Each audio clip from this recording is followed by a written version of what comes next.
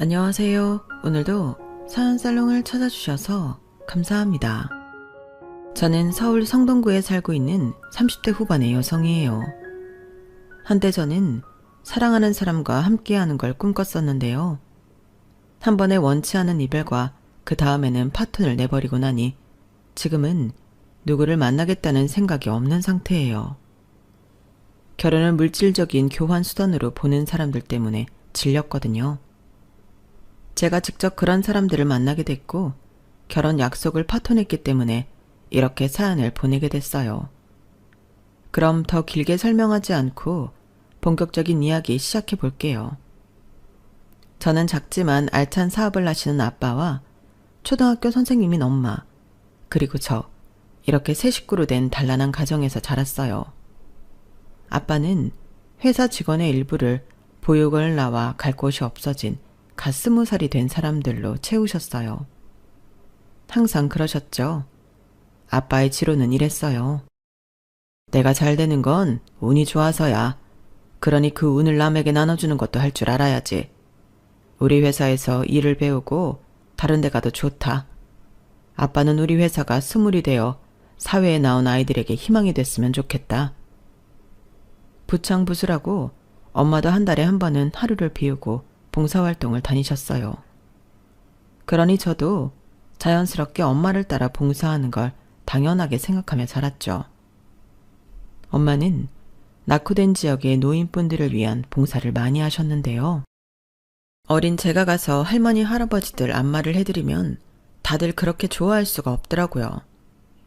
아유, 어쩜 이렇게 안마를 시원하게 잘하니? 어린데도 참 야무지구나. 얼굴도 이쁘고. 우리 손녀 생각난다.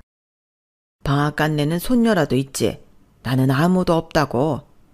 에휴, 저런 손녀 하나만 있어도 얼마나 좋을꼬. 밥 안 먹어도 배부르겠어. 칭찬을 들으면 기분이 좋아 더 열심히 했던 것도 같네요. 그뿐 아니라 김장철엔 김치도해서 혼자 사시는 분들한테 나눠드리고 반찬도 도우미 아주머니와 대량을 만들어 갖다 드리기도 했어요. 저는 자연스레 그렇게 나누는 게 당연한 걸로 알고 컸고요. 대학 졸업 후에는 처음부터 아빠 회사에서 일한 건 아니었어요. 대기업에서 6년간 일을 했었네요. 그러고 아빠 회사의 중간 관리직으로 갔는데 아무래도 회사 분위기나 시스템이 조금은 다르다 보니 처음에는 어려움도 있었지만 금세 적응했어요. 그게 아빠 회사라서라기보다는 회사 직원 대부분이 아빠한테 불만이 없어서였어요. 저는 아빠 딸이라는 걸 말하지 않았기 때문에 제 앞에서 일부러 아빠에 대해 좋은 말을 하는 게 아닌 진심이란 걸 알아서 정말 뿌듯했고 회사에 금방 정을 붙였어요. 아빠는 여전히 보육원을 나온 아이들 중에서 우리 회사에서 배울 수 있는 기술직을 원하는 사람들을 취직시켜주고 계셨어요. 다른 부서 과장님은 이런 말도 했죠. 사장님 같은 분이 있다는 게 세상에 희망이 있다는 증거야. 어려운 사람들 일부러 채용하지 월급 한 번 밀린 적 없지. 직원들한테 함부로 하지 않지. 그래서 내가 계속 여기 다닌다고. 그러고 보니 정말 작은 회사인데도 이직률이 아주 낮은 회사가 우리 회사더라고요. 저는 아빠가 너무 자랑스러웠어요. 그렇게 하루하루 뿌듯함 속에 일을 하던 중 남자를 사귀게 되었는데요. 대학 선배였고 통번역 일을 하는 사람이었어요. 자기 일을 정말 좋아해서 열심히 하는 모습에 반했었죠. 남친은 출장을 가게 되면 꼭 거기에서 사진을 찍어 인화해서 선물로 주곤 했어요. 태주야, 이거 봐. 하늘이 정말 이쁘지. 아침에 해가 뜨는데 이렇게 하늘색이 예쁘게 변하더라. 너한테 꼭 보여주고 싶었어. 고마워, 오빠. 덕분에 나한테 멋지고 아름다운 사진이 100장은 넘겠다. 100장은 너무 오버하는 거 아니야? 내가 본 걸 너한테도 보여주고 싶은 거야. 이렇듯 따뜻하고 상냥했던 저보다 2살 많은 남친은 남자답게도 해서 저를 잘 이끌어주는 사람이었어요. 그러니 결혼은 당연한 거였고요. 양쪽 집안에 인사도 드리고 상견례까지 하고 저희는 결혼식을 향해 하루하루 지내는 일만 남았었네요. 아들만 둘 있는 남친 집에서는 저를 딸처럼 여겨주셨고 오로지 저만 바라보고 사시던 부모님은 남친을 아들처럼 아껴주고 좋아하셨어요. 누가 봐도 집안 어른들까지 아주 잘 만났다고 할 정도였죠. 하지만 이 모든 걸 남친이 어느 날 일을 하다가 쓰러지면서부터 무너져 버렸어요. 남친은 회사 중역에 통역을 맡아서 회의를 하다가 갑자기 쓰러졌다고 했어요. 연락을 받고 응급실에 부랴부랴 간 저는 헬스한 얼굴로 누워있는 남친을 보게 됐네요. 바쁘다고 일주일 정도 못 본 것 같은데 저렇게 다른 사람이 되어 있다니 놀랍기만 했어요. 그리고 저도 모르게 눈물이 나왔어요. 정신을 차린 남친은 저를 보더니 일어나려고 하더군요. 제가 말리며 말했어요. 아프면 회사를 쉬면 되지 뭐하러 억지로 나가서 일을 하다가 이렇게 쓰러져. 결혼 전에 이러면 어쩌려고 그래. 나 걱정시키고 싶어? 그럴 리가 있어. 미안해. 요새 좀 어지럽고 소화도 안 되기는 했어도 대수롭지 않게 생각했는데 이렇게 될 줄은 생각도 못했어. 내가 MRI고 뭐고 다 찍어달라고 했어. 혈액 검사도 전부 다 한댔고. 그것 말고도 병원에서 시키는 거 전부 다 해야 돼. 알았지? 알았어. 혜주 네가 시키는 대로 다 할게. 남친은 저를 보고 애써 웃었지만 힘이 하나도 없었어요. 그런 모습을 보는 저는 너무 속상했고요. 그때까지만 해도 심각한 병이 있을 거라고는 남친도 저도 상상하지 못했어요. 제가 남친한테 몸 좀 아끼라고 엄포 놓느라고 그런 거였고 이참에 건강검진 제대로 하면 좋을 것 같아서 그랬던 것 뿐이었죠. 하지만 마른 하늘의 날벼락이라고 남친은 뜻밖에도 최장한 말기 판정을 받았어요. 저와 남친은 잘못 나온 검사일 수도 있다고 생각해 소위 말하는 빅5 병원 중에 한 곳에 가서 다시 전부 검사를 했네요. 하지만 결과는 마찬가지였어요. 눈앞이 캄캄해진다고 하잖아요. 저는 정말 그걸 실제로 겪었어요. 남친은 암 환자가 되어 항암 치료에 들어갔고 그 모습을 보는 저는 황망하기 그지없었어요. 남친이 힘들어하는데 저는 아무것도 해줄 수 없다는 게 제일 힘들더라고요. 오빠 너무 힘들어하는 것 같아서 어쩔 줄 모르겠어. 차라리 내가 할 수 있으면 내가 했으면 좋겠어. 오빠처럼 좋은 사람한테 왜 이런 일이 일어났지? 너무해 진짜. 그런 말 하지 마. 생각해보면 내가 내 몸을 너무 혹사했어. 그저 내가 원하는 일이라고 몸이 힘든 거 무시하고 막 나가다가 이렇게 된 거야.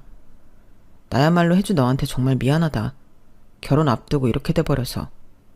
혜주 웨딩드레스 입은 거 보고 싶었는데. 저는 남친이 보고 싶은 제 웨딩드레스 모습을 직접 보게 해줘야겠다는 일념으로 열심히 간호를 했어요.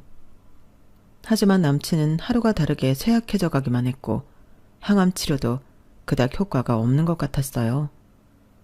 병원에서도 사실상 힘들다고 했고요. 차라리 오빠랑 산으로 들어가 버릴까도 생각했었는데요. 오빠는 그렇게 하고 싶지 않다고 하더라고요. 그게 정말 나을지 보장이 없다면서요. 어느 날 오빠가 저한테 이렇게 말하더라고요. 혜주야, 널 만났던 것만으로도 내 삶은 굉장히 멋졌다고 확신해.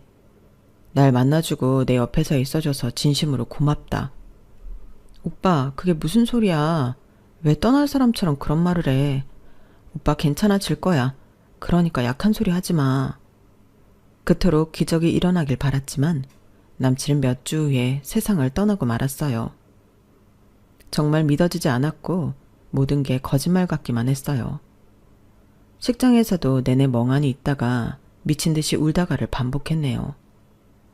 남친 부모님은 그런 저를 불러 이렇게 말씀하셨어요. 혜주야, 우리 아들 끝까지 지켜봐줘서 고맙다. 태훈이가 행복하게 저 세상 갔을 거다. 그리고 우리 인연도 여기까지인 것 같다. 네가 태훈이보다 더 좋은 사람 만나서 잘 사는 게 우리도 돕고 태훈이도 편하게 해주는 거야. 알았지? 그러니 우리 이제 그만 만나고 각자 갈 길 가자꾸나. 그게 어떤 말인지 너무 잘 알기에 저는 그저 울기만 하고 아무 대답도 할 수 없었어요. 저는 남친 부모님 옆에 남고 싶었지만 그게 더 그분들 마음을 후벼 판다는 것도 알고 있었거든요.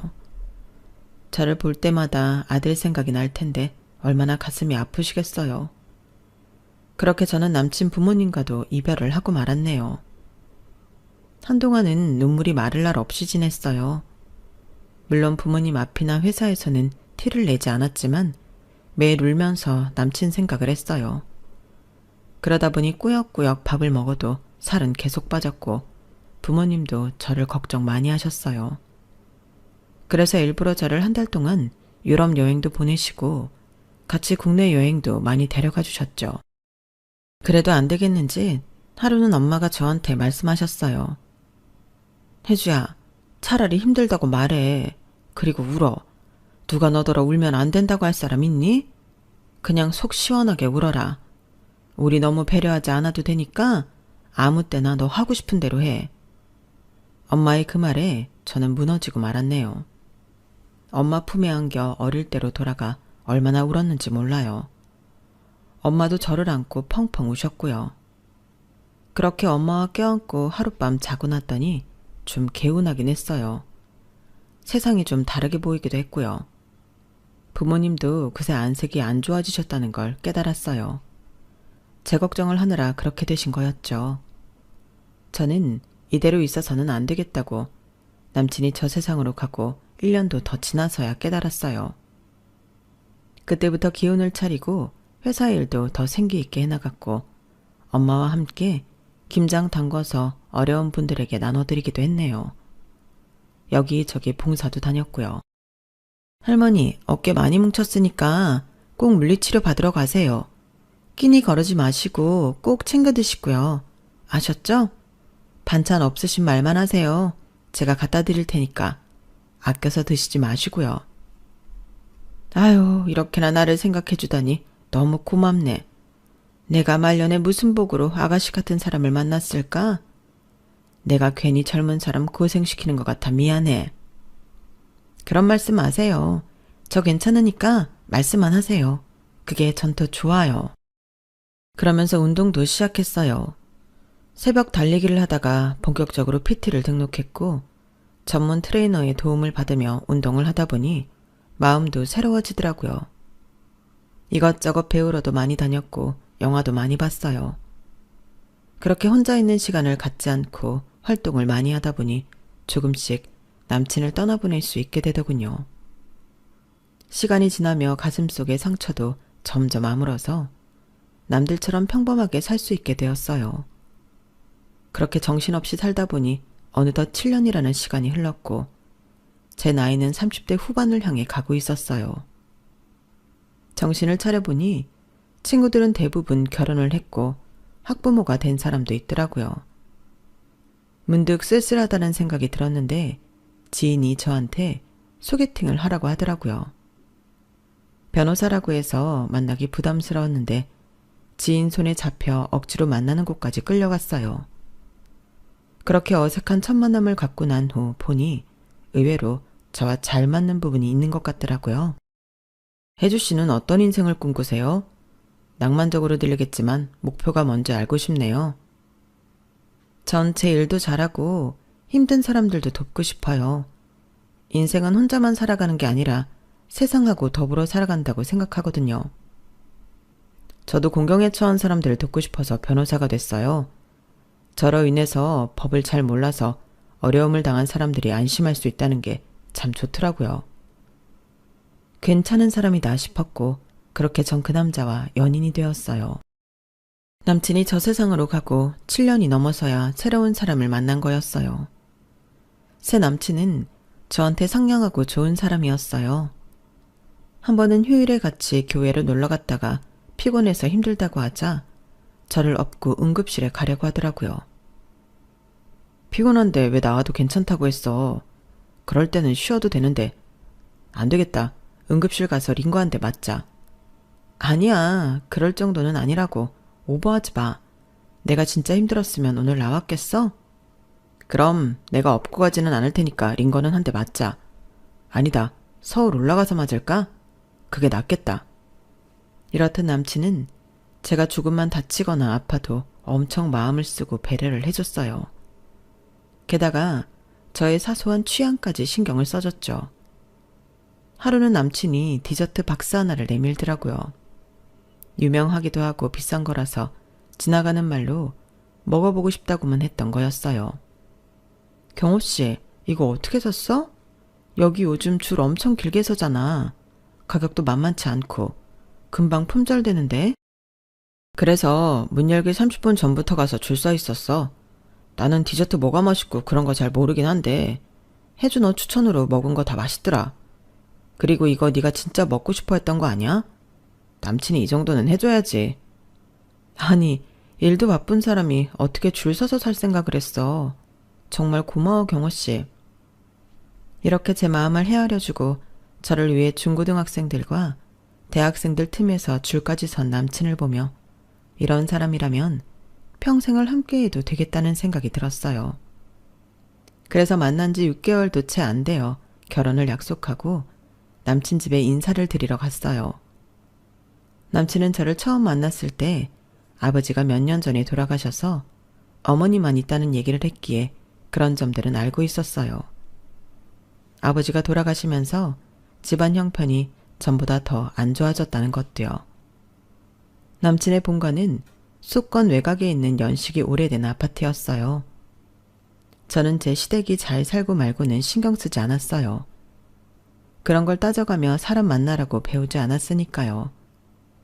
남친 집에 가서 인사를 드리고 남친 어머니와 같이 밖에 나가서 식사를 하기로 했어요.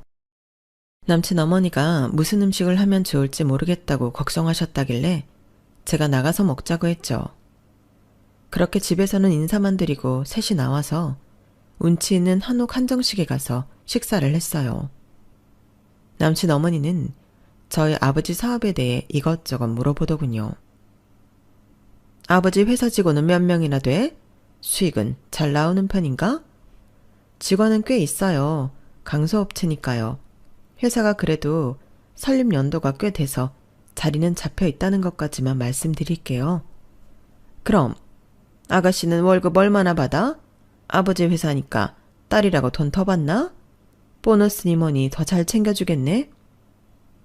회사 방침에 따라서 받지 제가 더 받고 말고 하는 건 없어요. 저는 좀 당황스러웠지만 곤란하지 않은 선에서 대답을 했어요. 남친은 남동생도 한 명 있었는데 뒤늦게 식사 자리에 오더니 꽤나 무례한 질문을 하더라고요. 형수, 솔직히 우리 형 변호사라 잡은 거죠. 그 집안처럼 장사로 돈 번 사람들이 원하는 게 사회적 지위잖아. 그러니까 우리 형같이 돈도 잘 벌고 존경받는 변호사인 게 좋겠지. 형수 완전 노났네요, 인생. 첫 만남에서 너무하는 것 같아 집에 돌아오는 길에 남친한테 섭섭한 티를 냈어요. 근데 경호씨 어머니도 그렇고 동생도 그렇고 돈 얘기에 변호사가 어쩌고 저쩌고 왜 그런 말들만 하는 거야? 어머니도 너무 돈 얘기에 집착하시는 것 같아서 기분이 좀 그랬어. 아빠 돌아가시고서 갑자기 집안이 어려워졌다고 했잖아. 그 후로 엄마가 이래저래 마음고생 몸고생 하셔서 더는 고생하고 싶지 않다는 생각이 있으셔서 그래. 혜주 너네는 살면서 경제적인 일로 큰 굴곡이 없었던 것 같으니 궁금해서 그러신 거고. 그러니까 너무 마음에 두지 마. 남친 말대로 저는 그렇게 이해하기로 했고 남친도 저희 집에 인사를 왔어요. 남친이 워낙 밝고 사교성 있게 행동하니 부모님은 웃으며 맞아주셨어요. 저한테만 잘하면 된다고 하셨고요. 아버님 회사에서도 어려운 일 있으면 저한테 연락 주세요. 부담 전혀 가지실 필요 없습니다. 회사에 법적 대응을 하는 부서가 있기는 하니만 자네 말도 기억해 두겠네. 남친은 그 후에 저와 엄마가 봉사활동하는데도 따라와서 같이 봉사를 했어요. 변호사 티도 내지 않고 할머니 할아버지들한테도 잘하더라고요. 엄마는 그런 남친을 보며 말없이 웃기만 하셨어요. 그저 저한테만 잘하라고 하셨고요. 지금 생각해보면 부모님은 남친이 썩 마음에 들지는 않았지만 저 생각해주는 마음 하나만 보셨던 것 같아요.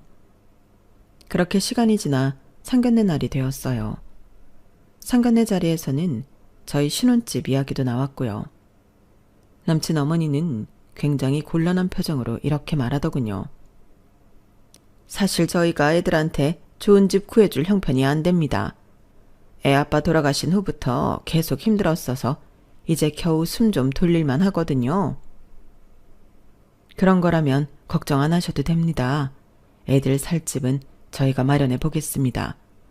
요즘 신혼집을 꼭 남자가 해야 된다는 법은 없지 않습니까? 아우, 그렇게 말씀해 주시니 감사하네요. 저희가 형편이 안 돼서 곤란했는데 이렇게 마음 트이신 분이어서 다행입니다. 라며 남친 엄마는 부모님 말을 굉장히 좋아했어요. 사실 아빠는 부동산을 몇 개 사둔 게 있어서 그걸로도 꽤 개인 자산을 모으셨거든요.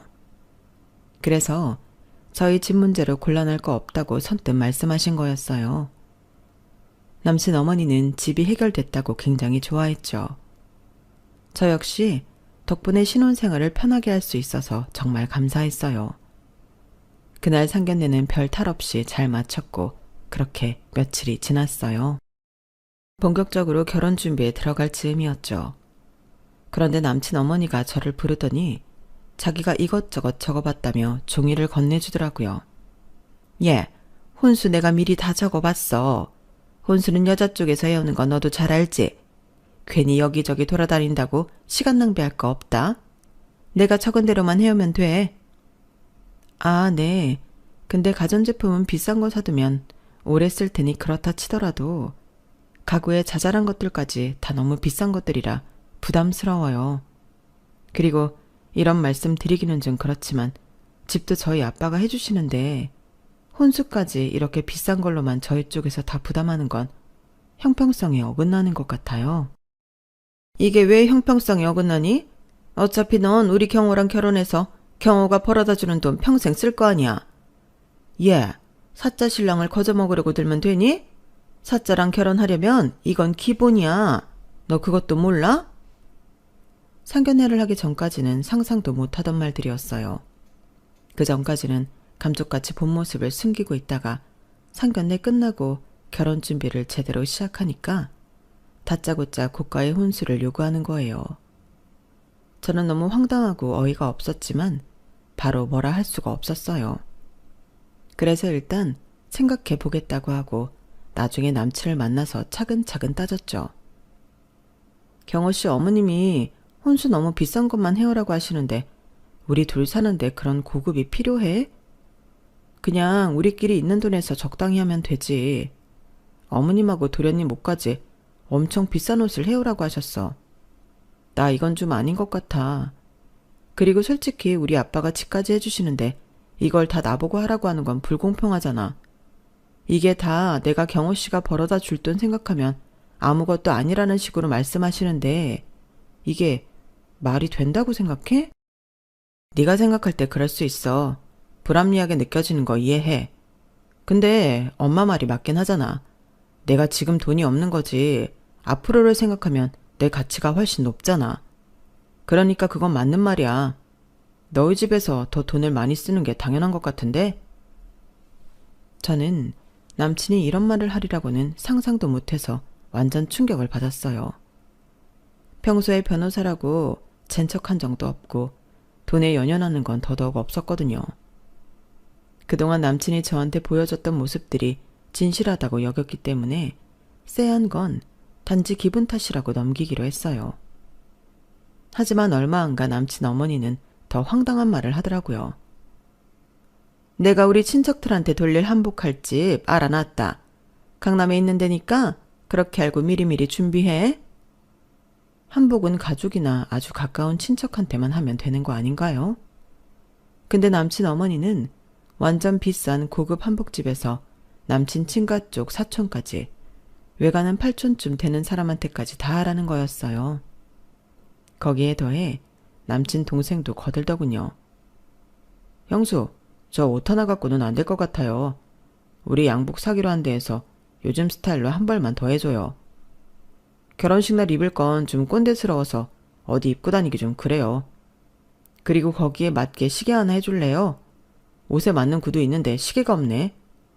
이왕이면 롤렉스, 오케이? 도련님, 평소에 롤렉스 차고 다니면 너무 부담스럽지 않겠어요? 결혼식 때만 찰 거면 낭비잖아요. 도련님 나이대에도 안 어울리고요. 그건 내가 알아서 해요. 형수는 사주기만 하면 되고요. 아, 진짜 갑갑한 사람이네. 이렇게 무례하고 오만한 남친 동생은 얼마 전 회사에서 해고를 당해 집에서 노는 중이었어요. 연예기획사 매니저였다는데 얼마 못 가고 그만뒀다는 거예요. 남친 어머니는 자꾸 저한테 자기 둘째 아들을 우리 아빠 회사에 취직시켜 주라고 하더군요. 하지만 저도 보는 눈이 있는데 그럴 순 없었어요. 제가 안 된다고 하자 남친 어머니는 눈에 쌍심지를 켜고 저한테 뭐라고 하더군요. 너 지금 우리 둘째 무시하는 거야? 걔가 전에 회사는 적성에 안 맞아서 그랬던 거고 앞으로는 뭐가 맞는지 네가 옆에서 데리고 있으면서 이것저것 시켜보면 되잖아. 그렇게 해서 애가 할 수 있는 일을 찾아줘야지. 니네 그것도 회사고 너는 주제의 사장 딸이라고 내 앞에서 잘난 척하는 거냐? 정말 별것도 아닌 것들 사돈으로 드리려니까 배알 꼴려 죽겠네.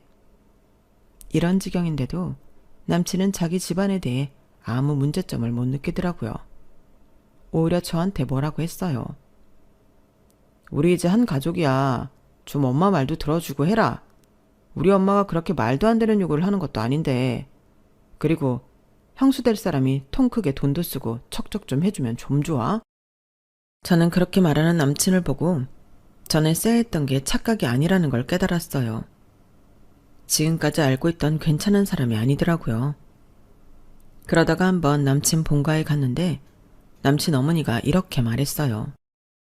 너 결혼하고 나면 우리 집 주위에 한 번은 올 거지? 내가 우리 경호 변호사 만드느라 얼마나 했었는데. 당연히 며느리인 네가 그 정도는 해야 되지 않겠어?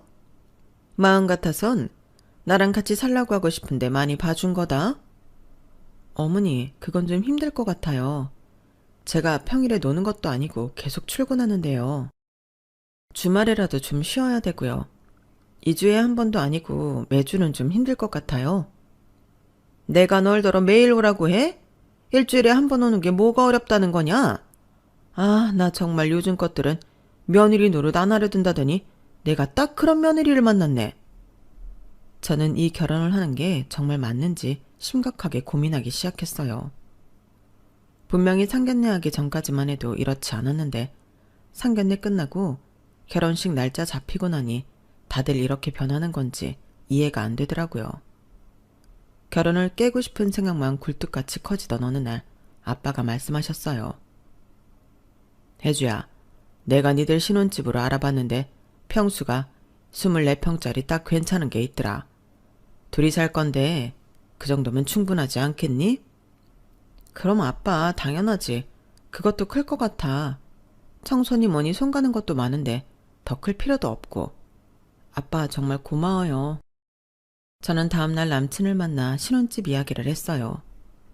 그런데 남친이 생각지도 못한 말을 하는 거였어요. 24평이라고? 난 당연히 36평이나 40평 정도 생각하고 있었는데. 야, 24평이 뭐야? 24평이 뭐냐니. 우리 둘이 살기에는 그것도 넓지 않을까? 방도 3개라는데. 아빠가 나 생각해서 신혼집 해주신다는데 그게 몇 평이든 감사할 일 아냐. 그러지 말고 이왕 해주시는 거 더 큰 집 알아봐달라고 해. 장인어른 사업하시면서 왜 그렇게 시야가 좁으시냐. 나 변호사야, 변호사. 변호사가 누가 20평대 아파트에서 신혼을 시작하겠냐? 내가 최소 30평까지는 양보할 테니까 그렇게 말씀드려. 그거 못 해준다고 하시면 이 결혼 물린다고 해. 난 이 결혼 못하겠어. 순간 그동안 애써 버티고 있던 제 마음이 남친한테서 완전 떨어져 나갔어요. 남친 어머니나 동생이 말도 안 되는 요구를 하는데도 남친은 저한테만 뭐라고 했었잖아요. 쎄한 느낌이 맞았던 거였어요. 남친은 봉사를 좋아하고 털털한 사람이 아니라 자신이 변호사라는 걸 이용해서 저희 집에서 뜯어낼 수 있는 대로 뜯어내려는 못된 인간이었어요. 그래서 저도 남친한테 말했어요. 그래, 그럼 하지 말자. 아파트 평수 때문에 결혼 안 하겠다는 사람하고 어떻게 살겠어. 됐으니까 끝내자. 뭐? 너 진심이야? 괜히 센 척하지 마. 그러다 후회해. 너 변호사랑 결혼하는 거야. 그런데 너나 니네 집은 너무 아니란 것 같아. 솔직히 우리 엄마가 뭘 그렇게 무리한 요구를 했냐? 내 동생도 마찬가지야. 내가 40평 아파트 받아도 우리가 손해나는 건데 그걸 모르냐? 그래, 너 손해니까 하지 마. 나도 결혼을 자기 직업 앞세워서 장사하듯 하는 사람하고 하기 싫어. 우리가 너나 니네 집에 빚졌니? 왜 우리가 죄 지은 것도 아닌데 그런 무리한 소리를 다 들으면서 결혼해야 돼? 그러니까 없던 걸로 하자는 거야. 참나. 그러면 뭐 내가 못할 줄 알아? 알았어. 파혼하자. 나도 20평짜리 아파트에서 궁상 떨며 사회노릇 할 생각 없어. 머무든 개가 머무든 게 나무란다고 남친은 오히려 저한테 큰 소리를 치더군요. 저는 제가 완전 사람 잘못 봤다고 후회를 하며 집으로 돌아왔어요. 그리고 파혼 얘기를 부모님한테 어떻게 전달할지만 고민하고 있었죠. 그런데 황당하게도 다음날 남친 어머니가 저를 회사에서 불러내더니 난리를 치는 거였어요. 너 대체 어떻게 된 거야?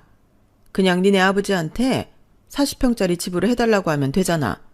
그걸 못하겠다고 파혼을 해? 네가 지금 경호 안 잡으면 네 손해다. 글로 들어온 복 도로 내쫓는 거라고. 내가 이번 한 번은 참을 테니까 니네 아버지한테 가서 잘 얘기해. 그리고 여기 혼수 목록 다시 가져왔다. 여기 있는 거 그대로 해온다고 하면 내가 없던 일로 넘어가 줄게. 그리고 결혼하고 나한테 한 달에 130만 원씩 보내라. 이것도 내가 많이 봐주는 거야. 대체 어떤 정신 상태면 저런 말을 할 수 있는 건가요? 아니, 변호사 아들이 그렇게 대단하면 더 대단한 여자랑 결혼하면 되지 않나요? 저는 말도 안 되는 소리를 하는 사람들과 더 이상 상대하기 싫었어요. 그래서 혼수 목록을 그 자리에서 박박 찢어 뭉친 다음에 카페 나가는 문 옆에 있는 쓰레기통에 버렸어요. 너 지금 나한테 시위하냐? 넌 무슨 애가 그렇게 무식하니? 니네 집도 그렇고. 네가 변호사 남편 없는데 이 정도도 못한다는 게 말이 돼? 네가 아주 공짜로 우리 아들 가지려고 작정을 했었구나. 네. 그러니까 변호사 남편 얻으면서 아줌마가 말한 대로 다 할 여자 찾으세요. 저는 굴러 들어온 복 그냥 차버리려고요. 이제 더는 엮일 일 없으니까 아줌마라고 할게요. 안녕히 가세요. 사실 아빠는 저희한테 강변뷰에 고급 아파트를 사주시려고 했어요. 제가 24평이라는 것만 얘기한 건 어쩌면 이 인간이 어떻게 나오나 보고 싶었던 건지도 몰라요. 저는 마지막 정리하자는 톡을 보내며 아빠가 사주시려고 했던 아파트 사진을 같이 보냈어요. 그랬더니 득달같이 그놈한테서 전화가 오더라고요. 혜주야, 너 이 아파트인 건 왜 말 안 했어? 여기면 이야기가 다르지. 나는 그저 그런 아파트 해주는 건 줄로만 알았네. 우리 이렇게 하자. 내가 깔끔하게 사과하고 결혼하는 걸로. 그럼 너도 좋고 나도 좋은 거잖아. 뭐가 너도 좋고 나도 좋아. 나는 너 이렇게 속물인 줄 꿈에도 몰랐어. 물론 좋은 걸 바라는 건 당연한 거야. 그런데 결혼을 갖고 장사하려고 했잖아. 너나 니네 엄마나 네 동생이나 우리 집이 무슨 은행인 줄 아나 봐. 난 그런 사람들하고 더는 엮이기 싫어. 내가 이렇게 너한테 제안을 하잖아. 내가 깔끔하게 사과한다고.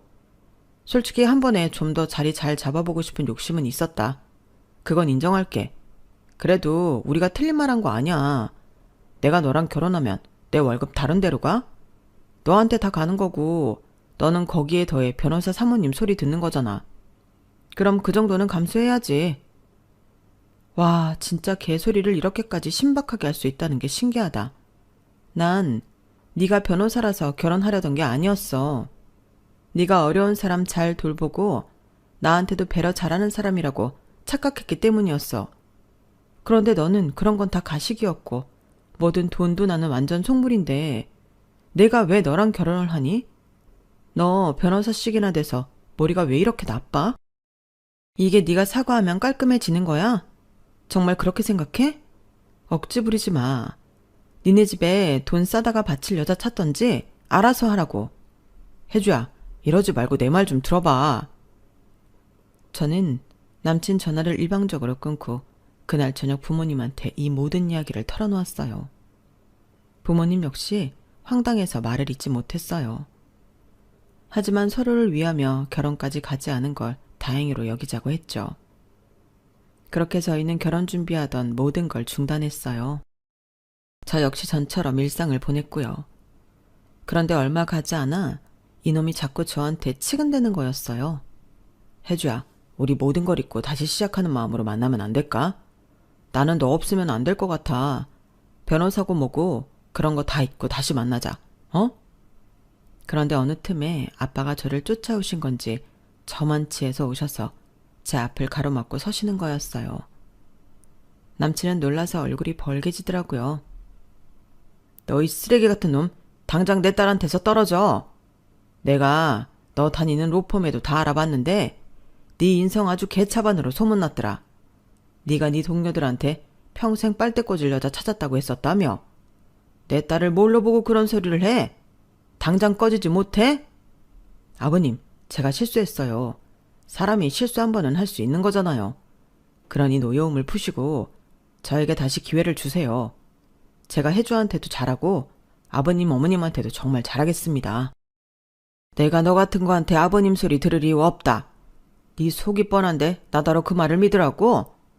너 계속 이런 식으로 나오면 내가 네 로펌 대표 만날 거다. 저희 대표님을 아버님이 어떻게 만나요? 허, 그러니까 네 말은 내가 니네 대표 만날 급이 안 된다는 것 같은데 우리 회사 고문 변호사가 니네 대표 선배야. 알기나 해? 이럴 게 아니라 내가 지금 당장 니네 대표 만나서 따져야겠어. 어디서 이런 걸 고용했냐고 한마디 해야겠다. 아닙니다. 그런 뜻 아니었고요. 일단 알겠습니다. 하더니 남친은 꽁무니가 빠져라 도망가 버렸어요. 진짜 유치한 놈 아닌가요? 그 후로도 그놈은 저한테 문자 보내고 톡 보내고 구질구질하게 굴었지만 저는 그때마다 다 차단해버렸어요. 전화번호를 바꿀까도 생각했지만 그런 놈 하나 때문에 제가 불편하고 싶지는 않더라고요. 그렇게 남친을 정리해버리고 저는 지금 회사 일과 취미생활에 온전히 몰두하고 있어요. 지금 같아서는 그냥 결혼하지 말고 이렇게 사는 것도 나쁘지 않다 싶어요. 제 능력이 된다면 아빠 회사를 나중에 운영해보고 싶기도 하고요. 돈이라는 게 인생에 필요한 거는 맞는데 그게 전부는 아닌 건 확실한 것 같아요. 그게 전부가 되어버리면 사람이 취해지는 건 시간 문제더라고요. 그래서 저는 남친과 파혼한 걸 잘했다고 생각하고 있어요. 제 이야기는 여기까지예요. 다들 어떠셨나 모르겠네요. 제 이야기에 공감해 주신다면 댓글 많이 달아주세요. 끝까지 들어주셔서 감사해요. 오늘 하루도 행복하세요. 여러분, 사연 댓글에 응원과 현명한 조언 부탁드려요. 좋아요와 구독은 저에게 큰 힘이 됩니다. 오늘도 좋은 일 가득하세요.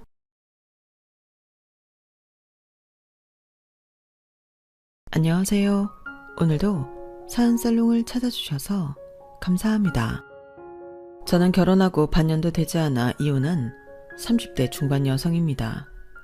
나이가 나이인 만큼 꽤나 늦은 결혼을 했던 저였는데요. 그만큼 늦게 만난 짝이었기 때문에 정다운 한 쌍의 비둘기처럼 저는 늘 남편과 행복하고만 싶었어요. 하지만 인생은 마음먹은 대로 되지 않는다는 말처럼 제 결혼 생활은 길지 않았고 그 원인의 중심에는 신우와 말도 안 되는 꿈을 꿨던 시어머니가 계셨네요. 지금 생각해도 너무 어이없고 황당한 일인데 바로 단도직입적으로 이야기를 시작해 보겠습니다. 저희 시어머니는 제 친동생, 그러니까 남동생을 자기 사위 삼고 싶어 하셨어요.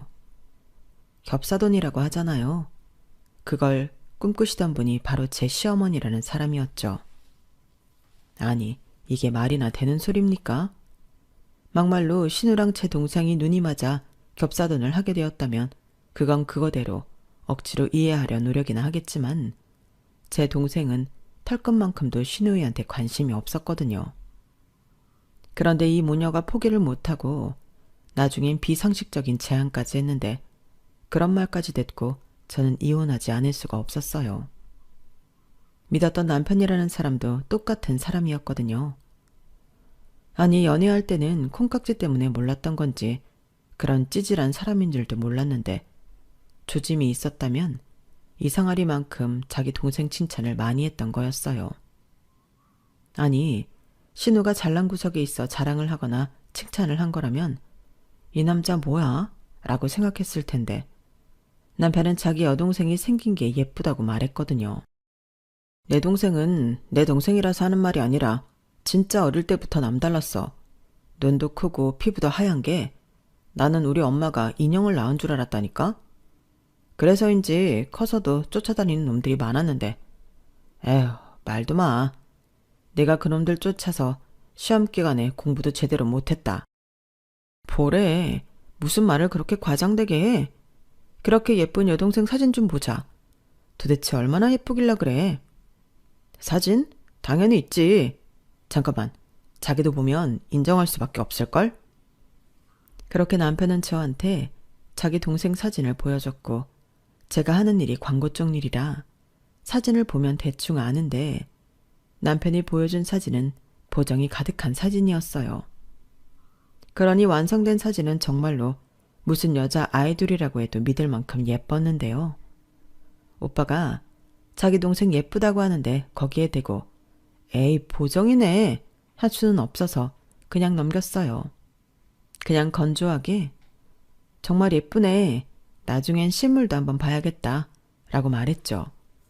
그러자 실물은 더 예쁘다며 저더러 모델 필요하면 소개 좀 부탁한다고 했는데 그때는 놀고 있는 예쁜 동생이 안타까워 남편이 일부러 저러나 싶었어요. 솔직히 추천할 만큼의 몸매나 비주얼은 아니었거든요.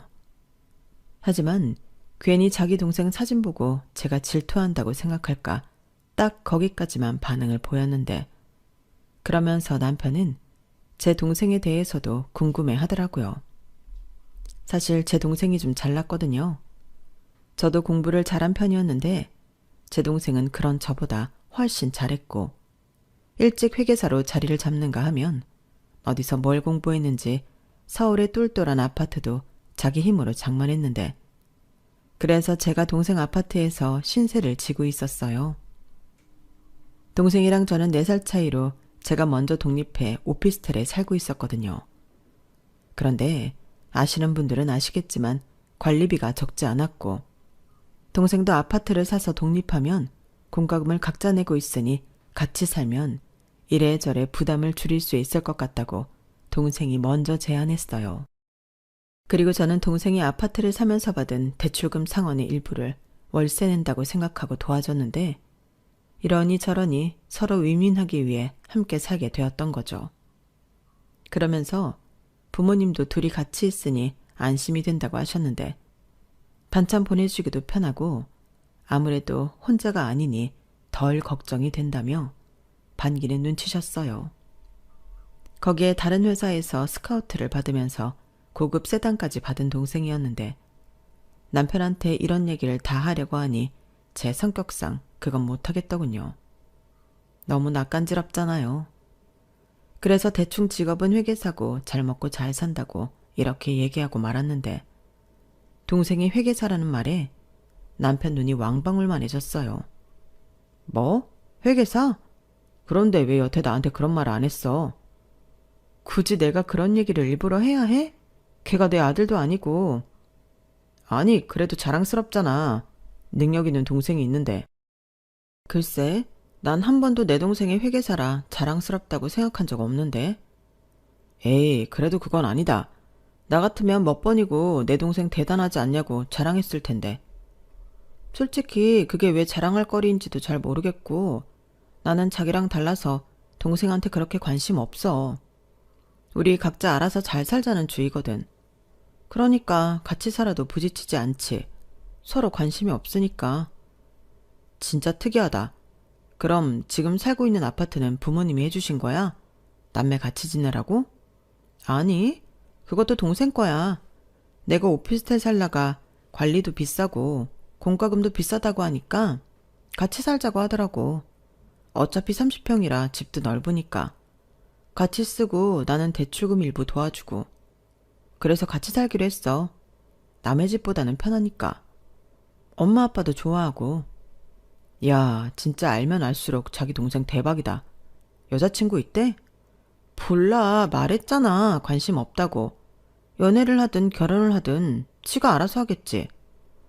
무슨 누나가 그래. 누가 보면 친누나 아닌 줄 알겠다. 에이, 안 되겠다. 나라도 우리 처남 챙기고 잘 지내야지. 형 같은 배영 어때? 저는 그때까진 살가운 성격의 남편이 오지랖을 떠는 줄 알았어요. 그리고 그날 이후 저희는 결혼을 약속하게 되었고 양가의 인사 및 결혼 허락을 받기 위해 서로의 집을 가게 되었는데 남편도 그랬겠지만 역시 신우가 궁금했어요. 하도 예쁘다고 하니 실물은 어떨까 궁금하잖아요. 그런데 역시나 보정된 사진은 순 거짓말이었는데 키가 큰 것도 아니었고 그렇다고 제가 보던 모델들처럼 날씬하지도 않더라고요. 살짝 통통한 스타일의 이목구비는 예쁜 것 같았는데 남편 말대로 피부는 하얗고 관리를 잘하는 건지 좋아 보였어요. 하지만 그것도 어디까지나 일반인 기준이었고 모델이나 연예인에 비하면 비교 대상도 되지 못했는데요. 그런 제 마음도 모르고 신우는 정말 지가 뭐라도 되는 듯 저를 위아래로 훑으며 기분 나쁘게 저를 쳐다보더군요. 저보다 무려 6살이나 어렸는데 자기가 그러면 제가 겁이라도 먹을 줄 알았을까요? 저도 사회생활이 몇 년이고 조직생활이 몇 년인데 그런 신우 눈빛 따위는 전혀 개의치 않았죠. 저도 어디 가서 밀리지 않는 한 한성가라는 사람이었으니까요. 그래서 신우가 그러든지 말든지 무시해버렸는데 결혼한 후에도 신우가 혹여 소위 말하는 신우의 짓을 한다면 그때는 저도 참지 않고 참교육을 시켜줄 생각이었어요. 그리고 그때까진 남편도 당연히 제 편을 들어줄 거라고 믿었기 때문에 신우 때문에 제가 이혼하는 일은 상상도 하지 못했는데요. 문제의 시작은 엉뚱한 곳에 시작되었죠. 남편한테 들으셨는지 상견례 날 시어머니가 며느리 될 제가 아닌 제 동생에게 관심이 참 많더라고요. 저희 엄마한테 아들을 정말 잘나게 키웠다는 등 제 동생 얘기만 한참 했는데 저희 엄마는 그저 예비사돈이 자기 기분 좋으라고 하는 말로 알아듣고는 대충 넘기는 눈치였어요. 그러면서 혹여 딸인 제가 서운해할까 염려가 되었는지 저는 아들도 아들이지만 딸도 신경 많이 써서 키웠습니다. 얘가 워낙 눈이 높고 까다로워서 걱정을 많이 했거든요. 보통 누굴 만난다는 소리도 하지 않고 시집도 안 간다고 했는데 이렇게 양서방을 만나려고 그랬나 봅니다. 우리 양서방이 보니까 인상도 서글서글하고 참 다정하더라고요. 라고 화제를 돌리더라고요. 그러자 또 그 소리가 좋았는지 시어머니는 바로 싱글벙글해서는 이번에는 자기 아들 자랑을 하기 바빴는데요. 참 단순한 분이셨죠. 네, 저희 아들 참 성격 좋고 어디 내놔도 손색이 없죠. 지 아빠가 워낙에 무뚝뚝해서 저는 아들만큼은 다르게 키우고 싶었거든요. 그랬더니 자기 동생도 잘 챙기고 사나이인데도 어쩔 때는 저보다 더 섬세한데 아마 장인 장모한테도 잘할 겁니다. 소영아, 너 시집 잘 가는 거야. 라며 저더러 남들보다는 늦었지만 남편 복은 확실히 있을 거라며 호언 장담을 하셨어요. 그리고 그때는 저 역시도 제가 시집을 잘 간다기보다 남편 성격이 좋다는 건 인정하는 부분이었는데 그래서 결혼도 결정하게 되었거든요. 여기서 잠깐 저와 남편에 대해 이야기해보자면 어쩌다 보니 소개로 만났어요. 그리고 저는 처음에 별 다른 호감이 없어 그만 만나려 했는데 남편은 제가 마음에 들었는지 처음 만남 이후부터 꾸준히 저에게 노력을 하더라고요. 그리고 시어머니 말처럼 섬세하고 다정다감한 성격에 제 마음의 문이 열리게 되었는데 연애할 때도 그런 남편의 성격은 저에게 늘 호감 그 자체였어요. 저는 나이에 비해 남을 배려하기보다 제 위주로 살던 사람이었거든요. 제가 하는 일 자체도 결국엔 더 뛰어나지 않으면 도태되고 나중엔 회사를 나가야 하기 때문에 더욱 그런 면으로만 발전하게 되었고 그런 저를 품어주는 넓은 마음이 있는 남편이 저는 좋았어요. 나쁘게 말하면 자기밖에 모르는 저인데 그런 저에게 서운하다 하지 않고 예쁘다 예쁘다 해주니 좋을 수밖에 없었죠. 그런데 그것도 지금 생각해보면 저보다 2살 많은 남편이었기 때문에 그랬던 것 같은데요. 자기도 결혼이 급했겠죠. 그러니 저한테 무조건 잘 보이려 노력했을 거고, 저는 그것도 모르고 홀랑 넘어간 거예요. 그만큼 연애 인연은 어떻게 보면 참 즐겁고 행복했거든요. 이벤트를 좋아하는 남편 덕에 추억도 많고, 소소한 데이트부터 시작해 해외여행까지 연애 기간 내내 좋기만 했는데, 그러니 이런 사람과 결혼하면 결혼 생활도 재미있겠다 생각하게 되어 늦은 결혼이지만 하기로 마음먹은 거였어요. 그런데 이렇게 상황이 엉뚱한 곳으로 흐를 줄은 미처 예상하지 못했었고, 지금도 천치의하니 상견례 때 신우가 제 동생을 보고 초롱초롱한 눈빛을 쐈는데 그걸 해석하게도 알아차리지 못했다는 거였네요. 제 동생 역시 그렇게 신우가 추파를 던져도 아무런 생각이 없을 만큼 신우한테 1도 관심이 없었거든요. 그럼 자기도 자존심이 상해 포기할 만도 한데 그동안 만났던 남자들이 다 별 볼 일 없었던 건지, 아니면 정말로 제 동생한테 반해버린 건지, 그렇게 제 동생을 자기 짝으로 점 찍어 놔봅니다. 그리고 그뿐만이 아니었는데요.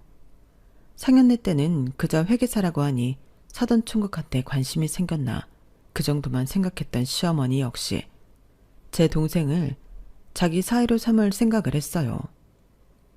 물론 그걸 알았을 때는 물이 엎어진 후였는데 결혼 전에는 상견례 이후 아무런 이슈가 없었기 때문에 전혀 몰랐어요. 아니, 보통 상견례 때 사돈 총각한테 꽂히는 일이 흔한 일인가요? 그러니 저는 전혀 예상하지 못했고, 그렇게 신혼여행을 다녀온 후엔 이 인간들의 속내를 알게 되었는데요. 마치 기다렸다는 듯 말도 안 되는 걸 저한테 이야기하더라고요. 제가 동생 아파트에 살다 결혼하면서 나왔는데 그 집에 신우를 들어가 살게 하면 어떻겠냐고 하셨어요. 처음엔 사돈지간이면 가족이나 다름없는데 뭐 어떠냐고 하더니, 그러다 둘이 좋다고 하면 그냥 둘이 거기서 살라고 해도 되지 하며 괴담을 늘어놓았는데, 저게 딸 가진 부모가 할 소린가? 진심으로 소름이 끼쳤어요. 그렇잖아요. 농담이라고 하기에는 너무 이상한 말 아닌가요? 그래서 제가 말도 안 된다고 사돈총각 혼자 사는 집에 사돈처녀가 들어가 산다는 게 말이 되냐고 단칼에 잘라버렸는데요. 그 이후에는 정말 이유 같지 않은 이유를 만들면서 계속 제 동생을 신우랑 엮으라고 하셨어요. 취업 준비를 하는데 동생 사는 아파트 위치가 너무 좋다느니 자기 딸이 하도 철이 없어서 나가서 혼자 살아보라고 하고 싶은데 또 혼자 내보내려니 걱정이 된다며 대동생 아파트가 딱이라느니 그냥 기승전 제 동생 집에 자기 딸을 살게 하고 싶다고 하더라고요. 정말 말도 안 되는 일이었죠. 그리고 결혼 후 알게 된 신우의 인생 가치관은 저와 100% 맞지 않았는데요. 신우는 같은 여자로서 쉴드를 쳐줄 수 없는, 한마디로 답이 없는 구제불능이었어요. 자기가 노력해서 살 생각은 하지 않고 남의 등에 빨대 꽂고 편하게 살고 싶어 했는데 자기는 외모가 되니 그래도 되는 줄 알고 있더라고요. 아무리 남자들이 어리석게 예쁜 여자를 좋아한다고 해도 요즘 세상이 어떤 세상인데 자기 구린 건 생각도 않고 능력 좋은 남자 하나 잡아 시집가서 편하게 놀고 먹고 싶어 하다니 이게 말이나 되는 소리냐고요. 그리고 그 상대가 다른 사람도 아닌 제 동생이라니 저는 그 점을 절대 간과할 수 없었는데요. 지금 생각해도 너무 어이가 없네요. 뭐 둘이 눈 맞고 서로 좋아서 그런다고 하면 그건 어쩔 수 없는 일이지만 제 동생도 신우 같은 여자 타입 싫어하거든요. 아니, 요즘도 저런 생각을 가진 여자를 좋아하는 남자가 있긴 하나요? 하지만 신우는 물론이고 시어머니 역시 똑같은 사람이었어요. 시어머니는 그런 한심한 생각을 하고 있는 자기 딸을 가르칠 생각은 없고 모전자전이라고. 그래, 여자는 살림만 잘하면 돼. 어차피 여자가 능력 있어 봤자 그건 한때지. 애 낳고 살림하면 이대 나온 여자나 고졸인 여자나 다 똑같아. 안 그러냐? 대신 어떤 남편을 만나냐에 따라 여자 팔자가 변하는 거지. 오죽하면 옛말에 여자 팔자 뒤웅박 팔자라고 하겠냐고. 맞아, 나도 그렇게 생각해. 라며 남편과 무슨 7, 80년대 같은 이야기를 하셨는데 황당 그 자체였어요. 저런 말을 하는 시어머니도 제가 처음 인사를 왔을 때는 다른 건 다 제쳐두고 제 연봉에 대해 궁금해 하셨거든요. 그나저나 우리 예비 며느리는 달에 얼마를 버나? 우리 아들한테 들었는데 그 뭐냐, 광고회사 다닌다고? 그거 돈 많이 주니? 아, 글쎄요. 그래도 남녀 차별하지 않고 능력 있으면 많이 벌 수 있는 직업이에요. 재밌기도 하고 저는 적성에 맞아서 8년 넘게 다니고 있어요. 그래? 8년이면 돈도 많이 받겠네. 그치 여보? 나는 그렇다. 요즘은 여자들도 다 능력이 있잖아. 나는 신식인 사람이라 며느리도 자기 능력이 있었으면 좋겠어. 네가 애 낳으면 그 애도 내가 다 키워줄게. 그러니까 너는 네 경력 버리지 말고 끝까지 일해라. 얼마나 멋있니? 일하는 여자. 나는 다시 태어나면 너처럼 살고 싶다. 나는 평생 전업주부로 살아서 그게 한이야. 이 사람이 새 식구 앞에서 별소리를 다 해. 아가, 우리는 너한테 시집살이 뭐 그런 거 시킬 생각 눈꼽만큼도 없으니까 편하게 지내라. 나는 네가 일을 하든 집에서 살림을 하든 상관없어. 대일 장소만 나와라. 그럼 너는 네 할 일 다 한 거야. 어머, 이 사람 말하는 것 좀 봐. 장소만 나오면 할 일을 다 했다니? 요즘 살기가 얼마나 어려운데. 그럼 우리 아들만 쎄 빠지게 일하라는 소리야? 맞벌이 해야지. 이렇듯 저한테는 무조건 여자도 돈을 벌어야 한다며 이야기하신 분이 바로 제 시어머니라는 사람이었는데요. 자기 딸 입장에서는 저리 다른 말을 하니 정말이지 인간적으로 별로라고 생각했어요. 사람이 한 입 가지고 두 말을 하다니. 무슨 기억상실증도 아니고 자기가 저한테 한 말이 있는데 저런 말을 제 앞에서 어떻게 할 수 있을까? 저는 이해할 수 없었어요. 그리고 그때부터 이건 뭔가 잘못되었다 느낌이 오기 시작했는데 그게 하필 제 동생과 연관이 되어 있을 줄은 꿈에도 몰랐죠. 솔직히 저런 구시대적인 사고를 가진 시어머니와 시누라도 그 대상이 제 동생이 아니라면 크게 관여할 생각이 없었거든요. 그들은 그들이 생각하는 가치관대로 살면 그만이고 단 저한테 피해를 주지 않으면 되는 일이었는데요. 만에 하나 신우가 정말로 천지가 개벽해서 제 올케가 된다고 생각하면 그건 제가 그냥 넘어갈 수 있는 일이 아니었어요. 저 역시도 아무리 소 닭 보듯 하는 동생이라 하지만 작정하고 내 동생 등골 파먹겠다는 올케가 있다면 그건 절대 좋게 봐줄 수가 없는 일이었죠. 시어머니도 결혼 전에 그러셨잖아요. 자기 아들만 쎄 빠지게 고생하냐고요. 그러니 저도 같은 생각이었는데요. 그런 생각을 하고 있는 저에게 남편은 제가 뭘 몰라서 그런다고 헛소리를 했어요. 남자는 자기가 좋아하는 여자면 조건 같은 건 다 필요 없다며 이미 제 동생도 신우를 좋아하고 있을지도 모른다고 하더라고요. 정말 기가 막혔어요.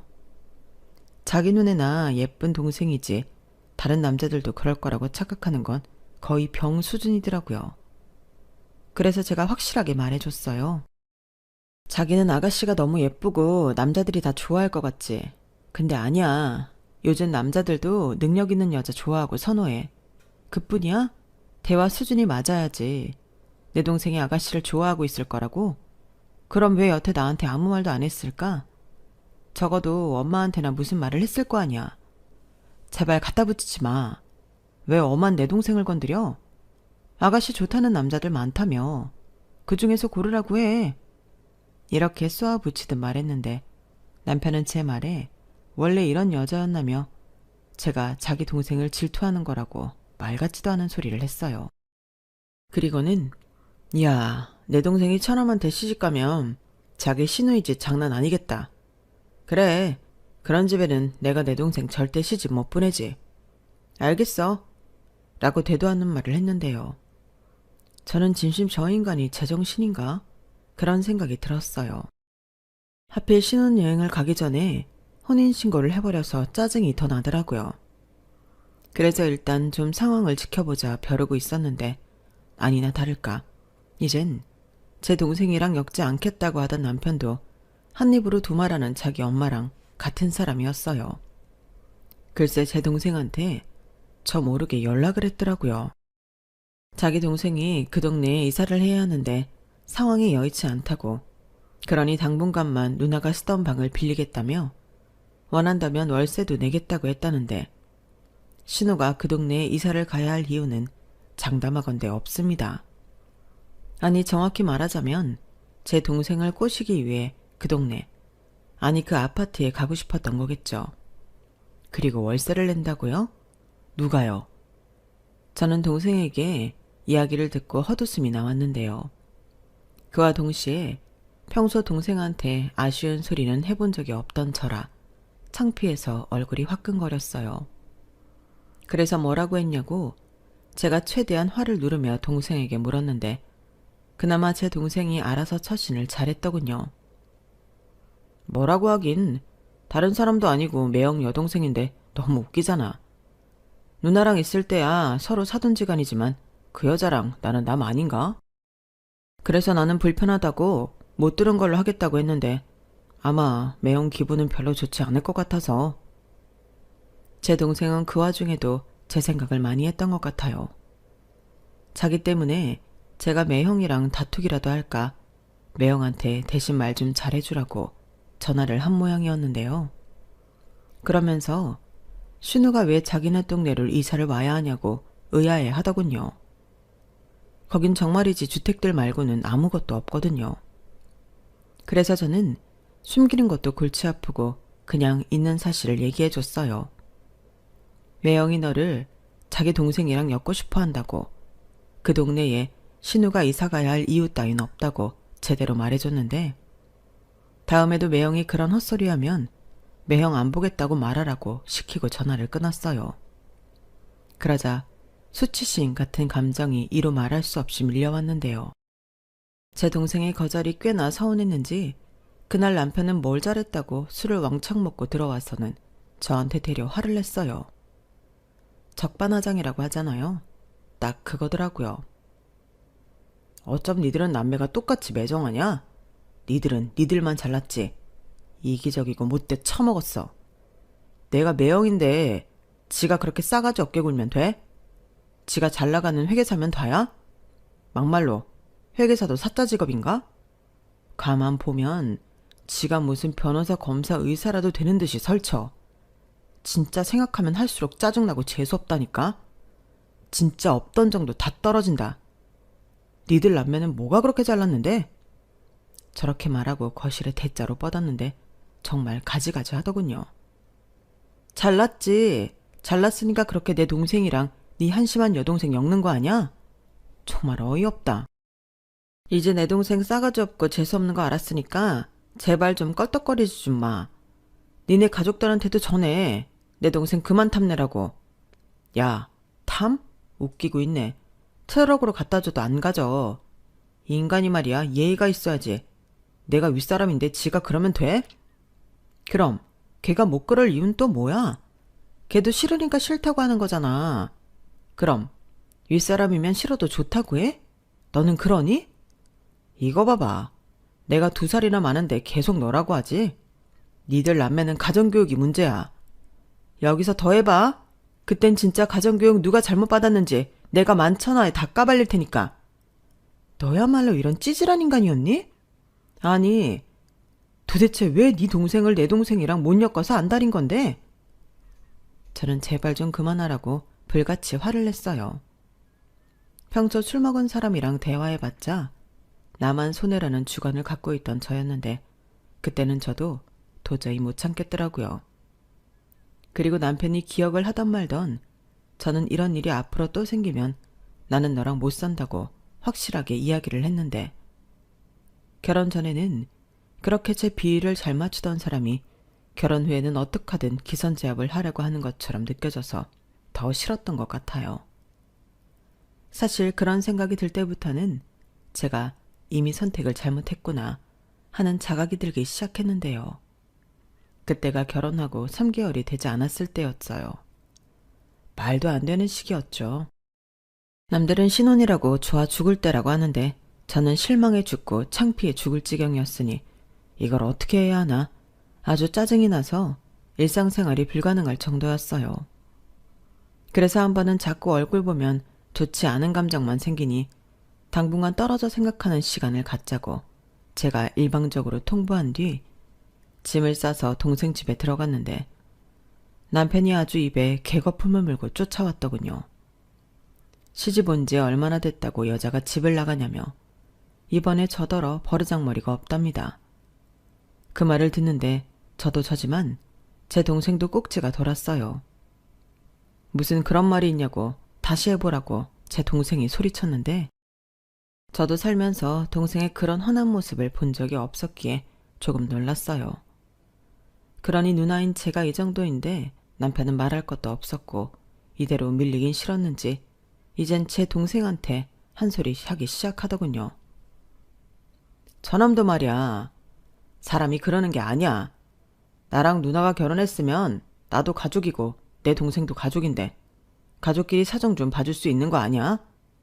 이 넓은 아파트 같이 좀 쓸 수도 있는 거지. 어쩌면 그렇게 생각해본다고 하지도 않고 딱 잘라 거절을 해. 매영, 저 다 알아요. 매영 동생 사정 같은 거 없잖아요. 그리고 매영은 누나랑 결혼했으니까 가족이라고 생각하지만 매영 동생이 왜 가족이에요? 저는 아니라고 생각해요. 그리고 저 아직 가족들한테 얘기 안 했는데 좋은 감정으로 만나는 여자친구 있어요. 먼저 그것부터 물어봐야 하는 거 아니에요? 매영 동생 제가 좋아하는 스타일 아니거든요. 뭐? 내 동생이 어디가 어때서? 예쁘잖아. 매형 눈에는 그런가 보죠. 근데 요즘 그 정도인 여자들 제 주변에 많아요. 그리고 저는 생긴 것도 보지만 생각하는 것도 보거든요. 죄송하지만 저는 첫눈에 알았어요. 매형 동생 딱 청소년 수준이던데. 그런 여자를 제가 어떻게 만나요? 뭐야? 너 이 자식 지금 말 다 했어? 지금 내 동생이 수준이 떨어진단 소리야? 네. 사람이 자기랑 맞는 사람을 만나야죠. 왜 자꾸 저한테 그러세요? 그야 처남이 능력 있고 잘났으니까 그렇지. 아니, 오빠가 좋은 남자한테 여동생 시집 보내고 싶어 하는 건 당연한 거 아닌가? 우리 엄마도 처남이 너무 마음에 든대. 아니, 내 동생 정도면 너무 괜찮지 않아? 걔가 생긴 건 좀 까탈스럽게 보여도 속은 안 그래. 그리고 걔는 뭐 언제까지 저러고 놀아? 우리 엄마 아빠 노후도 생각해야지. 이건 누나랑도 연관 있어. 처남이 내 동생 좀 잘 데리고 살잖아? 우리 모두가 행복해. 수준? 그래, 못 미칠 수 있지. 내가 집에서 공부하라고 할게. 얘는 안 해서 그러지? 또 하면 잘해. 그리고 이건 내가 같은 남자고 형이라서 알려주는 건데 너무 잘난 여자 만나지 마. 그럼 피곤해. 나 봐봐. 누나가 나를 얼마나 개무시하는 줄 알아? 매형이 이러니까 그렇죠. 나도 매형이 이런 사람인 줄 알았으면 우리 누나 절대 시집 못 가게 했을 거예요. 그러지 말고 내 동생도 만나줘. 요즘은 겹사돈 많이 한대.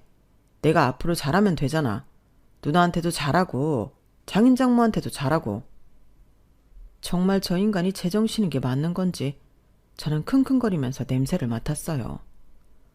술이라도 먹고 와서 저런 말 같지도 않은 소리를 하는 건지 아니면 맨정신에도 저딴 말을 말이라고 하는 건지 너무 궁금했거든요. 그리고 그때 마음이 딱 정해졌는데 제가 저 인간이랑 같이 살던 집에는 더 이상 돌아갈 필요가 없어졌어요. 그래서 더 상대할 것도 없다고 동생한테 경찰에 신고하라고 시켰는데요.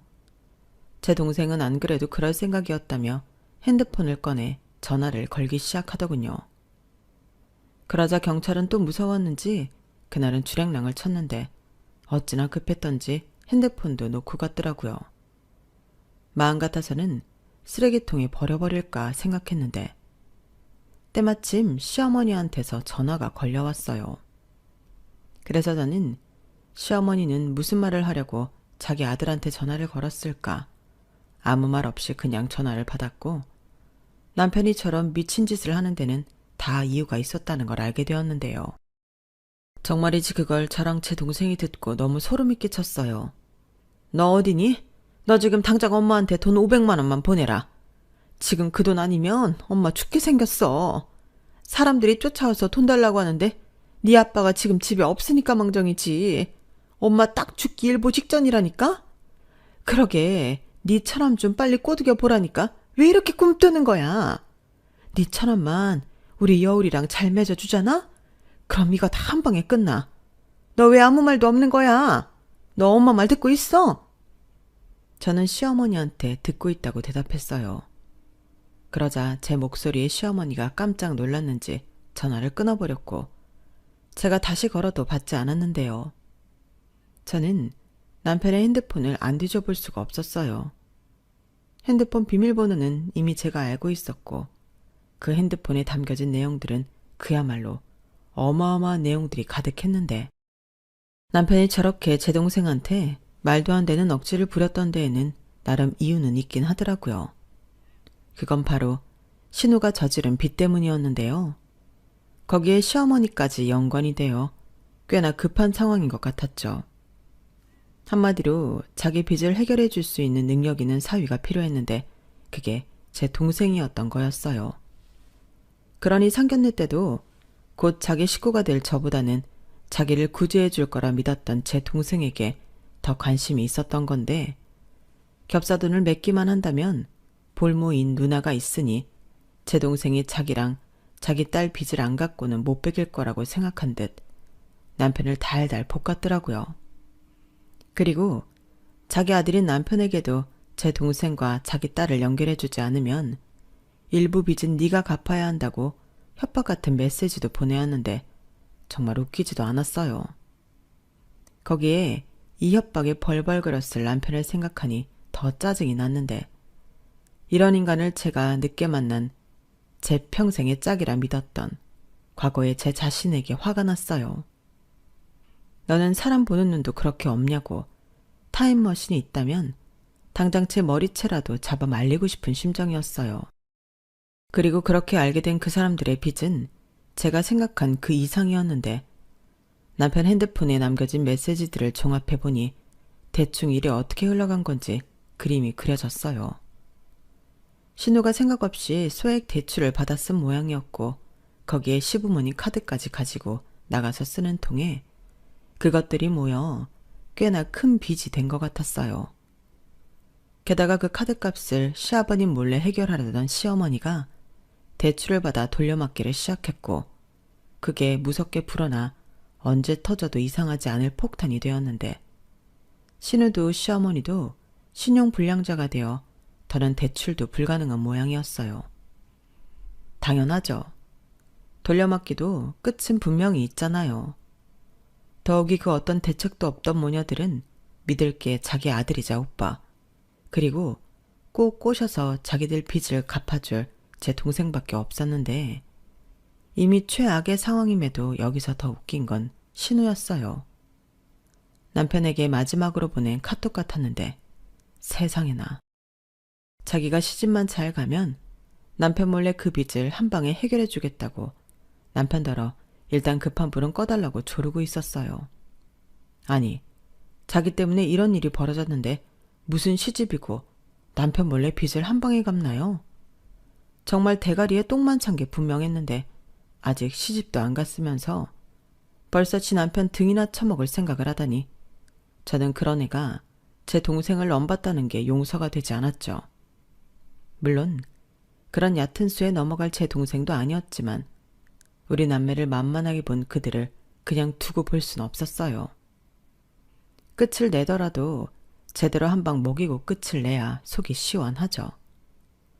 그래서 제가 먼저 이혼하겠다고 남편한테 이혼 서류를 보냈는데 일단 그것도 회사로 보내 다른 사람들이 다 알게 만들었어요. 그리고 뒤늦게 자기 핸드폰을 찾으러 온 남편에게 나는 당신들이 꾸미려 했던 계략을 다 알았다며 너무 소름 끼친다며 내 동생 지키기 위해서라도 너랑은 못 살겠다고 서류에 도장 찍어서 보내라고 닥달했는데요. 그러자 이 인간이 벌벌 떨면서 아니라고 자기도 피해자라며 자기 엄마가 시켜서 억지로 했다고 이렇게 이혼당할 수는 없다며 이혼만은 말아달라고 빌더군요. 하지만 그런 사정을 제가 참작해줘야 할 이유는 없었어요. 오히려 저런 인간이랑 더 살아봤자 나만 피보는 게 불보듯 뻔했는데 이런 위기의식까지 더해지니 저에게 이혼은 선택이 아닌 필수였고 이미 저랑 모든 걸 함께 본 동생은 하루빨리 이혼하는 게 답이라며 아는 사람 통해 변호사를 소개해 줬는데요. 변호사까지 선임해 이혼 소장까지 보내니 남편은 똥줄이탄 멍멍이처럼 이번엔 자기가 자기 가족들과 연을 끊겠다고 헛소리를 했어요. 아니, 진작에 그럴 용기가 있었다면 여기까지 오진 않았겠죠. 그래서 다 필요 없다고, 이젠 내가 네가 싫어져서 더는 같이 못 산다고 하니 그럼 자기가 죽어야 자기 마음을 알아줄 거냐며 징징 짜기 시작했어요. 남자가 우는 게 세상 그렇게 꼴보기 싫은 건 줄 그때 처음 알았는데, 그리고 소송으로 가면 자기가 불리할 걸 알았는지 남편은 알았다며 합의 이혼하겠다고 만나자고 했는데요. 순순하게 이혼 서류에 도장을 찍어주지는 않을 줄 알았지만 약속 장소에 나가니 시어머니가 먼저 와 있었어요. 그리고는 미안하다고 자기가 너무 급해서 그랬다며 용서해 달라고 빌었는데 일부러 사람 많은 곳을 택한 것 같았어요. 어떻게 하든 저를 곤란하게 만들어 보겠다는 심산이었죠. 그래서 저는 보란듯이 사람 시선 생각지 않고 싫다고 했어요. 그리고 오히려 거꾸로 잘 됐다며 더 큰 소리로 그 인간들이 저한테 했던 만행을 떠벌렸는데요. 그러자 여기저기서 웅성웅성 거리는 소리가 들리더군요. 어떻게 그럴 수가 있냐느니, 겹사돈이라는 단어를 자기는 처음 알았다느니, 무서운 아줌마라는 소리까지 들었는데 시어머니가 모멸감에 소리를 버럭하고 질렀어요. 알지도 못하면서 입 조심하라고 어찌나 큰 소리로 떠들었는지 그 카페 사장님이 나가라고 하더라고요. 그래서 저는 이번 주까지 도장 안 찍어주면 소송할 거고 위자료 다 청구할 거라며 뒤도 돌아보지 않고 돌아왔어요. 그러자 위자료 주긴 또 싫었는지 그 다음 바로 퀵으로 이혼 서류를 보냈는데 그렇게 저는 반년도 못 살고 이혼녀가 되었어요. 사실 이혼녀가 되었다는 사실보다 그 무서운 사람들에게서 벗어났다는 안도감이 저한테는 더 컸는데 나중에 이 모든 사실을 알게 된 부모님이 어떻게 그런 일이 있는데 말을 하지 않았냐고 저희 남매를 크게 꾸짖으셨어요.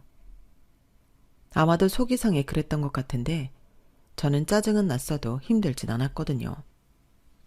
든든한 동생이 옆에 있으니 혼자 끙끙 앓지도 않았고 그 쫄보 남편이 단순해서 이혼하는 과정도 어렵지 않았는데 그래도 부모 마음은 그게 아닌 것 같았어요. 그리고 저 몰래 저희 부모님이 시어머니를 찾아가서 어떻게 우리 애들을 그딴 식으로 이용하려 했냐고 한바탕 뒤집어 놓았다고 들었는데요. 하필 결혼한 직후 저희 집에서 선물을 보낸다고 시댁 주소를 받아놓은 게 있어서 그 집을 찾아가셨나 보더라고요. 그리고 그 난리통에 시아버님도 이 사실을 모두 알게 되었고 그 집이 발칵 뒤집어졌다고 했는데 여기서 더 소름은 시아버님은 정말 아무것도 모르고 계셨다는 거였어요. 심지어 자기 아들이 이혼당한 사실도 모르고 계셨다 했는데 아무래도 한꺼번에 너무 많은 사실을 알게 되니 혈압도 안 좋은 시아버님이 결국엔 화를 못 이겨 쓰러지고 마셨다고 하더군요. 그것도 시어머니라는 여자가 저한테 와서 아니라고 한 번만 거짓말을 해달라고 사정해서 알게 된 사실인데요. 제가 왜 그런 책임지지 못할 거짓말을 하냐고 싫다고 거절했어요. 그러자 저는 너는 사람도 아니라며 인정머리 어쩌고 하더니 쌍욕을 퍼붓기 시작하셨는데 저는 그것도 참지 않고 모욕죄로 시어머니를 고소했어요. 이혼을 권려하는 남편과 남편 가족들 통화에는 늘 녹음을 하고 있던 저였거든요.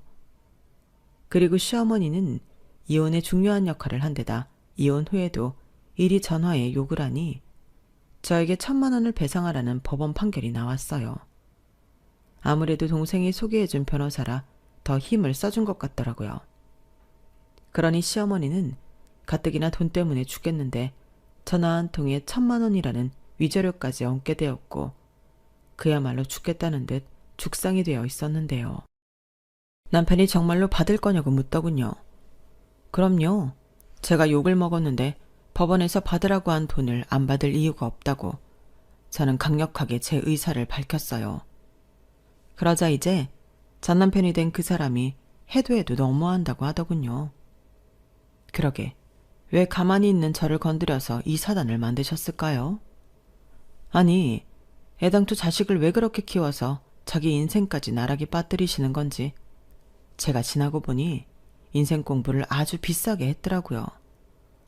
덕분에 저는 아마도 자식을 낳을 일은 없을 것 같으니 자식 때문에 나락에 빠지는 일은 없겠지만 적어도 인생을 저렇게 살진 말아야겠다 생각하게 되었어요. 그리고 지금은 더 큰 세상에 나가기 위해 다시 공부를 시작했는데요. 불확실한 연애나 결혼 같은 것보다는 확실한 성공을 하고 싶어졌거든요. 거기에 동생은 작년에 결혼해 저도 신우가 되었는데요. 올케는 나이는 어리지만 참 지혜롭고 밝은 기운이 가득한 사람이라 제가 불만 가질 것이 정말 하나도 없어요. 가끔 올케를 보며 집안에 정말 복덩이가 들어왔구나 싶은 때가 있기도 했는데 올케가 오면 집안 전체가 아주 웃음소리로 가득하거든요. 그러니 이렇게 행복한 가족 모습을 보고 있노라면 이젠 저만 잘 살면 우리 부모님 걱정은 없겠구나 그런 생각이 들 때가 있는데 그래서 2달 전에는 아예 본가로 들어와 엄마 아빠랑 살고 있어요. 비록 출퇴근 시간이 많이 늘어나서 그게 좀 불편하긴 하지만 이제부터는 제가 동생보다 더 많이 부모님에게 효도할 생각이거든요. 대신 동생은 저처럼 되지 말고 신혼의 재미도 마음껏 누리며 오래오래 예쁜 가정을 만들었으면 하는 바람이 있는데요. 저는 언제가 될지는 모르겠지만 제가 할 수 있는 한 가족들에게 최선을 다하고 싶은 마음이에요. 제 스스로 이혼한 건 제 인생에 아무것도 아니라고 생각하지만 부모님 입장에서는 또 그런 게 아닐 테니 제가 더 잘하는 수밖에 없을 것 같거든요. 그리고 자식 때문에 속 썩는 다른 부모를 생각하면 나는 절대 저러지 말아야지 하는 생각이 들어 더 잘하고 싶은 마음이 드는데요. 얼마 전에 들려온 소식으로는 결국 저랑 결혼했던 그 남자는 자기 동생과 엄마의 빚을 고스란히 떠안고 그 빚 갚느라 개고생을 한다고 하더라고요. 시아버님이 배신감에 더는 못 산다고 집을 팔아 호련히 떠났다고 했는데 오죽하면 시아버님도 그런 결정을 하셨나? 저는 충분히 이해할 수 있을 것 같아요. 게다가 남편은 효자인 건지 멍청한 건지 자기 엄마 대신 저한테 1,000만 원 위자료까지 해줬는데요. 그러니 가진 것도 없이 매달 불어나는 이자를 꾸역꾸역 갚고 있을 그 사람을 생각하면 저 인간은 왜 저렇게밖에 살지 못할까 의구심이 들더라고요. 하지만 뭐 이젠 제가 상관할 바가 아니라서 별로 관심도 없는데 그냥 지금은 그 인간도 헛고생 그만하고 자기 인생을 살 수 있길 조용히 바라봅니다. 물론 그러려면 그 문제에 모녀가 정신을 차려야 할 텐데 그게 가능할지는 모르겠네요. 그래도 뭐 그것도 그 남자 팔자니까 알아서 하겠죠. 저는 그냥 제 인생이나 잘 살려고요. 이상 제 말도 안 되게 짧았던 이혼 이야기는 여기까지였어요. 제 사연 여러분들은 어떻게 들으셨나요? 저는 지금 생각해도 겹사들을 노렸던 그 사람들이 말도 안 된다고 생각하는데 세상엔 정말 이상한 사람들이 많은 것 같아요. 그리고 제 남은 인생에는 더 이상 이런 이상한 사람들은 만나지 않길 바라는 바인데요. 앞으로 있을 제 미래에는 이왕이면 좋은 사람들만 함께하길 바라며 여러분들도 이왕이면 나쁜 인연은 다 피해가시고 좋은 인연만 함께하시길 진심으로 바라겠습니다. 그럼 사연 들어주셔서 감사드리고요. 모두 건강하세요. 감사합니다. 여러분, 사연 댓글에 응원과 현명한 조언 부탁드려요. 좋아요와 구독은 저에게 큰 힘이 됩니다. 오늘도 좋은 일 가득하세요.